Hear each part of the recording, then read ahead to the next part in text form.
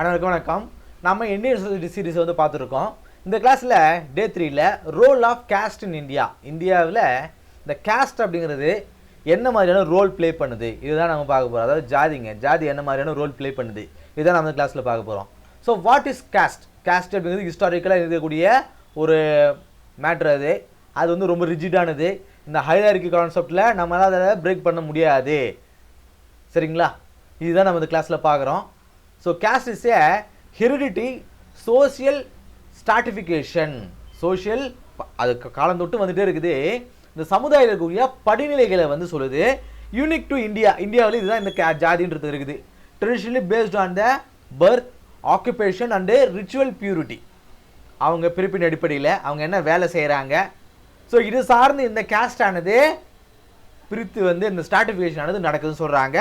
இது ஹெரிடிட்டினா என்ன, பல வருஷங்கள் தொடர்ந்து வந்து நடந்துகிட்டே இருக்குது. இந்த based on the varna system base பண்ணி தான் இந்த ஜாதிகளானது பிரிஞ்சிருக்குன்னு சொல்கிறாங்க. ஏர்லி ஸ்டேஜில் மொத்தம் வந்து 4 ஜாதிலாம் வந்து இருக்குது. பிராமின்ஸ், க்ஷத்ரியாஸ், வைஷ்யாஸ் அந்த சூத்ராஸ் 4 விதமாக தான் பிரிச்சிருக்காங்க. பிராமின்ஸ் வந்து பிரிஸ்டாக இருப்பாங்க, க்ஷத்ரியாஸ் வந்து வாரியர்ஸாக இருப்பாங்க, வைஷ்யாஸ் ட்ரேடர்ஸாகவும், சூத்ராஸ் வந்து லேபர்ஸாகவும் இருப்பாங்க.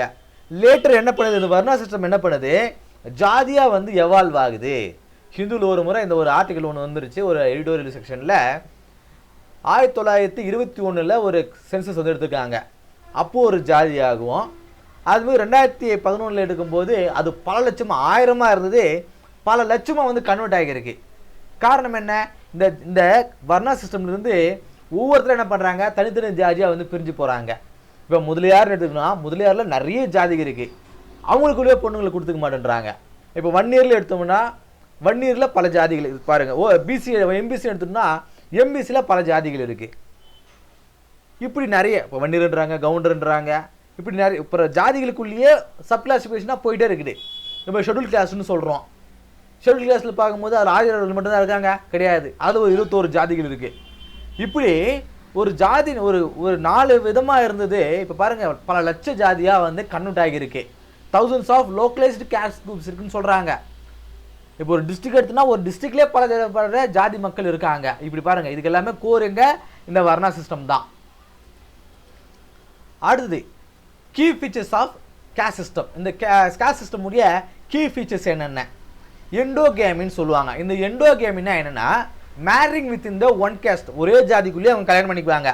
எதுக்காக, அந்த ஜாதியானது அதோடைய பியூரிட்டியை வந்து மெயின்டைன் பண்ணுறதுக்காக, அந்த ஜாதியை தக்க வச்சுக்கணும் அப்படின்றதுக்காக இந்த எண்டோகேமி அப்படிங்கிறத ஃபாலோ பண்ணுவாங்க. அது பிறகு ஹெரிடிட்டி ஆக்குபேஷன்.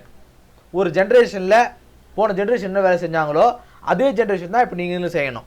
அதுதான் வந்து உங்கள் பையன் செய்யணும், அவங்க பேரன் செய்யணும். ஸோ இந்த ஆக்குபேஷன் வந்து ஹெரிடிட்டியாக வந்து ஃபாலோ பண்ணுறது. Occupation passed from one generation to another generation. Social hierarchy, சமுதாய படிநிலைகள். Caste rank from pure to polluted. இந்த சோஷியல் ஹைரார்கி மூலமாக இவன் உயர்ந்தவன், இவன் தாழ்ந்தவன், இப்படி வந்து ரேங்கிங் பண்ணி வச்சுருக்காங்க.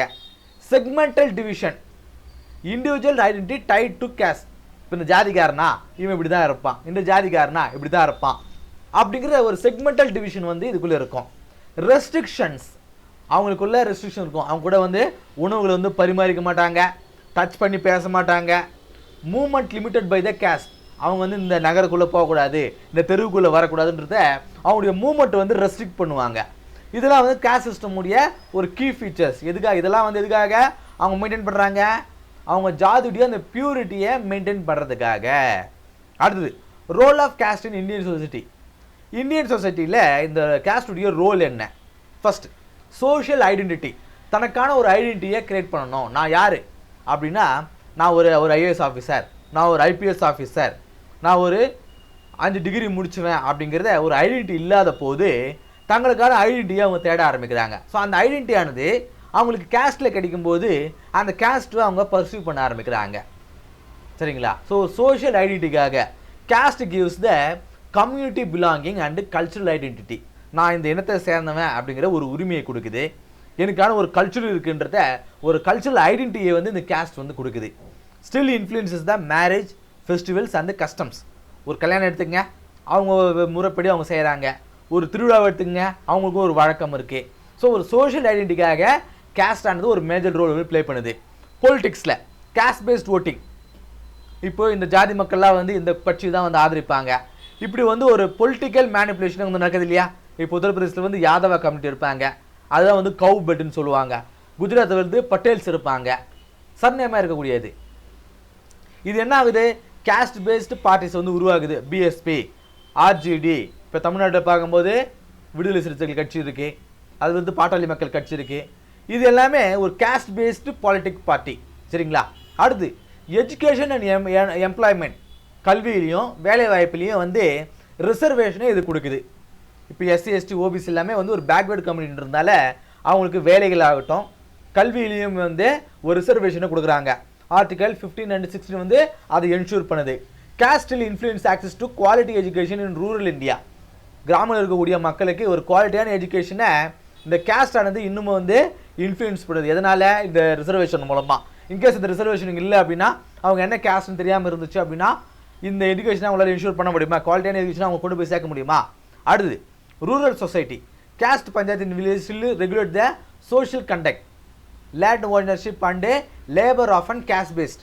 இப்போ ரூரல் சொசைட்டியில் கிராமங்களில் இன்னுமே இந்த கேஸ்ட் ஆனது ஒரு மேஜர் ரோல் ப்ளே பண்ணுது, சோஷியல் கண்டக்டை ப்ளே பண்ணுது. இந்த மக்கள் இந்த நகருக்குள்ளே வரக்கூடாது. இப்போ ஒரு பஞ்சாயத்து எலெக்ஷன் நடக்குது அப்படின்னா நீலாம் நிற்கக்கூடாதுன்னு அப்போஸ் பண்ணுறாங்க. மீறி நிற்கும்போது அவங்கள வந்து அசால்ட் பண்ணுறாங்க. நம்ம நியூஸில் தொடர்ச்சியாக பார்க்குறது தான். ஸோ ரூரல் ஏரியாவிலையும் இந்த கேஸ்ட் ஆனது ஒரு மேஜர் ரோல் ப்ளே பண்ணுது. அதுக்கு marriage and kinship. 90% of marriages intra caste, அதாவது எண்டோகேமியாக இருக்குன்றாங்க. 90% மேரேஜ் என்ன பண்ணுது? உள்சாதிக்குள்ளேயே அவங்க திருமணம் செஞ்சுக்கிறாங்க. ஹானர் கில்லிங் அப்படிங்கிறது இன்டர் கேஸ்ட் மேரேஜில் நடக்குது. ஹானர் கில்லிங்லாம் சொல்லுவாங்க, சரியான தமிழ் எனக்கு சரியாக தெரியலிங்களே. அது ஹானர் கில்லிங் அப்படிங்கிறது என்ன சொல்லுவாங்க அப்படின்னு சொல்லிட்டு, சரி ஓகே, நியூஸ் பேப்பர் தினமும் வந்து படிச்சுக்கிறது தான். அதை என்ன வேறு ஒரு பேர் இருக்கும், ஆனால் இப்போ ரீசெண்டாக அதை சேஞ்ச் பண்ணாங்க. ஸோ டக்குன்னு மைண்டுக்கு வரல. சரிங்களா? சரி, இப்போ கேஸ்ட் இன் மாடர்ன் இந்தியா இதெல்லாமே வந்து ட்ரெடிஷனாங்க, ரொம்ப வருஷமாக ஃபாலோ பண்ணிட்டு வருது. இப்போ இது இருக்கா? ஒரு மாடர்ன் இந்தியாவில் நிறைய பேர் சொல்லுவாங்க இப்போலாம் யாருங்க ஜாதி பார்க்குறாங்க அப்படின்னு சொல்லிட்டு. ஸோ மாடர்ன் இந்தியாவில் கேஸ்ட்ன்றது எப்படி இருக்குது? மேரேஜ் அப்படிங்கிறது ஸ்டில் எண்டோகேமியாக தான் இருக்குது. இன்னுமே வந்து ஒரே ஜாதிகள் தான் கல்யாணம் பண்ணுறாங்க. இன்டர் கேஸ்ட் மேரேஜ் சிட்டிஸில் மட்டும்தான் இன்டர் கேஸ்ட் மேரேஜ் நடக்குது. பாலிடிக்ஸில் கேஸ்ட் பேஸ்ட் பாலிடிக்ஸ் ஆனது இன்னுமே இருக்குது. Issue based voting emergency. அந்த ஜாதிக்கார் இருக்கிறானா பாருங்க, ஒரு கான்ஸ்டியூஷனில் எந்த சாதி மக்கள் அதிகமாக இருக்காங்களோ அந்த சாதி மக்களை கேண்டா வந்து நிற்க வைக்கிறாங்க. இது ஒரு விஷயம்.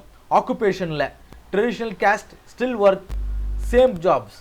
பாருங்கள், ட்ரெடிஷ்னல் கேஸ்ட்டாக இருக்கக்கூடியவங்க இப்போது சில ஜாதியில் இருக்கக்கூடியவங்க அதுதான் வந்து ஃபாலோ பண்ணுறாங்க. இப்போ ப்ரீஸ்ட்லாம் ஐயருங்கெல்லாம் வந்து அவங்க ஃபாலோ பண்ணக்கூடிய ஒரு விஷயங்களை தான் வந்து ஃபாலோ பண்ணிட்டு வராங்க. Mobility increasing via the education reservation. So அந்த மொபிலிட்டி அங்கே இருக்குதா? அந்த சோஷியல் ஸ்ட்ராட்டிஃபிகேஷனில் மொபிலிட்டி இருக்கான்னு கேட்டிங்கன்னா எஜுகேஷன் அண்ட் ரிசர்வேஷன் மூலமாக தான் அதனால் நம்ம சேஞ்ச் பண்ண முடியுதே தவிர்த்து அதுவும் வந்து கம்ப்யூட்டர் நம்மளால் சேஞ்ச் பண்ண முடியல. அது பிறகு டிஸ்கிரிமினேஷன், மேனுவல் ஸ்கேவெஞ்சிங், அன்டச்சபிலிட்டி இன்னுமே இருக்குது இல்லையா? இப்போ மனித மலங்களை இன்னுமே வந்து க்ளீன் பண்ணுறது யார் இருக்காங்க? ஒரு குறிப்பிட்ட சாதி கொண்ட மக்களாக தான் இருக்காங்க. அன்டச்சபிலிட்டி இன்னுமே வந்து ஃபாலோ பண்ண முடியுது. இந்த சவுத் இந்தியாவில் அது இன்னும் சிவியராக இருக்குது. நார்த் இந்தியாவில் ரொம்ப சிவியராக இருக்குது. Legal protection under SC and SC act மூலமாக அதை நம்ம ப்ரொடெக்ட் பண்ணுறோம். கான்ஸ்டியூஷனல் சேஃப்கார்ட், இந்த கேஸ்ட்டை வந்து ப்ராஹிபிட் பண்ணுறதுக்காக இன்னுமே வந்து ப்ராஹிபிஷன் லீகலாக வந்து அதை நம்ம ப்ராஹிபிட் பண்ணாலும் இன்னும் அது ஸ்டில் ஒரு இஷ்யூவாக தான் இருக்குது. என்னென்ன ஆர்டிகல் சொல்லுது? ஆர்டிகல் 15 ப்ராஹிபிட் த டிஸ்கிரிமினேஷன். கேஸ்ட் சார்ந்து, ரிலிஜன் சார்ந்து, ஜெண்டரை சார்ந்து யாருமே நாம டிஸ்கிரிமினேட் பண்ணக்கூடாது. ஆர்டிகல் 17 அபாலிஷ் த அன்டச்சபிலிட்டி, தீண்டாமையை ஒழிக்கணும். Article 16 equality in public employment, வேலை வாய்ப்பில் எல்லாருக்கும் ஈக்குவாலிட்டி கொடுக்கணும். ஆனால் அதில் சில ரெஸ்ட்ரிக்ஷன்ஸ் இருக்குது, ரிசர்வேஷன் மூலமாக நம்ம கொடுக்குறோம். ஸோ இந்தியாவில் இருக்கக்கூடிய இந்த ஃபண்டமெண்டல் ரைட்ஸு ஒரு ரீசனல் ரெஸ்ட்ரிக்ஷன் நமக்கு கொடுக்குது. சரிங்களா? அடுத்து article 46 state to promote educational interest of weaker section, டிபிஎஸ்பியில் இருக்கும், directive principles of state policy. So அதில் வந்து எஜுகேஷன் நாம் வீக்கர் செக்ஷனில் கொடுக்கணுன்றது ஒரு ஷரத்தாக வந்து இருக்குது. அடுத்த வந்து கரண்ட் அஃபேர்ஸ் லிங்கேஜஸ், இதோட வந்து நாம் இந்த கேஸ்ட் இஷ்யூவை என்னெல்லாம் வந்து லிங்கேஜ் பண்ணி பார்க்க முடியும்? கேஸ்ட் சென்சஸ் டிமாண்டை வந்து பண்ணுறாங்க. ஓபிசி ரெப்ரசன்டேஷனுக்காக நம்ம பார்த்துருப்போம், நிறைய கட்சிகள் வந்து கேஸ்ட் எடுங்க, கேஸ்ட் எடுங்க, இவங்களோட ஜாதி பலம் என்ன நம்ம காட்டணும், அதுக்காக கேஸ்ட் எடுங்கன்னு சொல்கிறாங்க. கேட்டால் வந்து இல்லை ரிசர்வேஷனுக்காக நான் எதுக்கு சொல்கிறோன்றாங்க. ரிசர்வேஷன் டிபேட், இப்போ மராத்தா ஜாட் வந்து படிகார் அஜிடேஷன்ஸ் இவங்களாம் என்ன பண்ணுறாங்க? எதுக்காக ஷெட்யூல் காஸ்ட்டுக்கு மட்டும் ரிசர்வேஷன் கொடுக்குறேன்ற ஒரு அஜிடேஷன் வந்து நடக்குது. மேனுவல் ஸ்கேவெஞ்சிங் இஷ்யூ ஸ்டில் என்ன பண்ணுறோம், நம்ம அதை பேன் பண்ணாமல் மனித வளங்களை மனிதர்களே வந்து க்ளீன் பண்ணக்கூடிய ஒரு விஷயம் வந்து இன்னுமே இருக்குது. அது ஒரு விஷயம் என்ன சொல்கிறாங்க, அவங்கள வந்து அந்த இடத்துல வந்து வைக்கணும், அதுக்காகவே வந்து அது ஸ்டில் அதை ஃபாலோ பண்ணிட்டுருக்காங்கன்ற மாதிரியான ஒரு கருத்தும் வந்து இருக்குது.